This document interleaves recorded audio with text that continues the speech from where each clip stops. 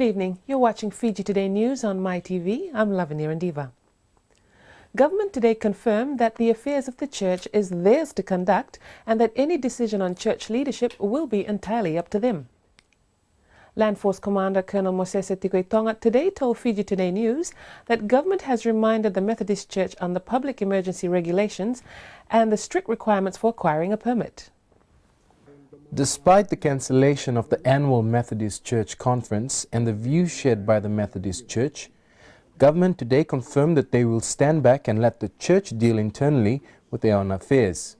Government has made it very clear to the Methodist Church that we're now stepping back from all the dialogue, the negotiations. We're letting the church run its own affairs and decide for itself what it wants to do with its leadership.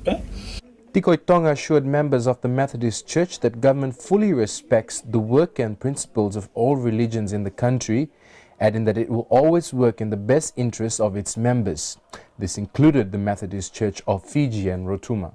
I'd like to reassure the Methodist congregation of Fiji that we're not against the church. We encourage people to go to church.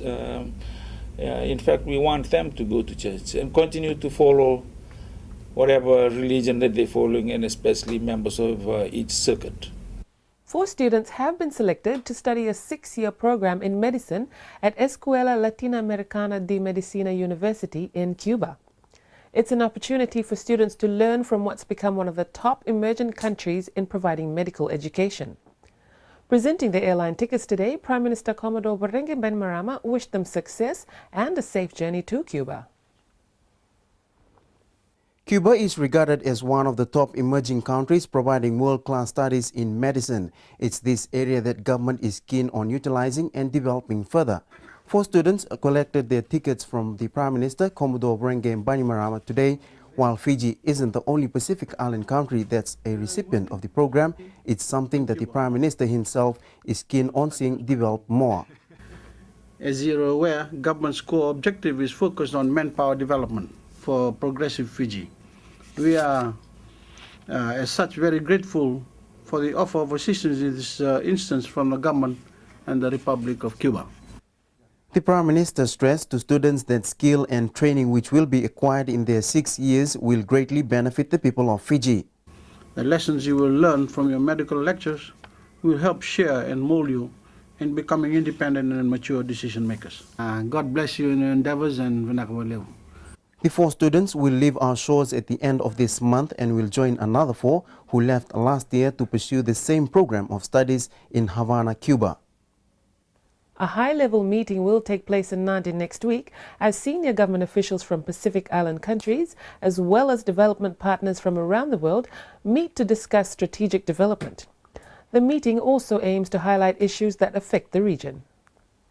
The second Engaging with the Pacific meeting will be held in Nadi next week and will see various key and senior government officials from various Pacific Island countries in attendance. The meeting will allow Pacific leaders to engage in open discussions, highlighting the challenges faced by these same Pacific Island countries and share their ideas. Under the theme Strengthening Partnership Amongst Pacific Small Island Developing States, the biennial conference aims to promote regional collaboration by piecing together diverse perspectives and uniting them in joint action to fight against issues such as climate change, human and drug trafficking, immigration and custom issues and cooperation. Pacific Island countries that have confirmed their attendance include Vanuatu, Papua New Guinea, the Solomon Islands, Tonga, Wallis and Futuna, French Polynesia, Kiribati and Timor-Leste. This year, the Ministry of Foreign Affairs engaged development partners from Japan, Morocco, Indonesia, Malaysia, India, South Africa, Korea, Bhutan and China, and all have confirmed their participation, scheduled to begin on the 1st of September this year. We'll take a break now. Coming up, Flour Mills of Fiji teams up with LTA.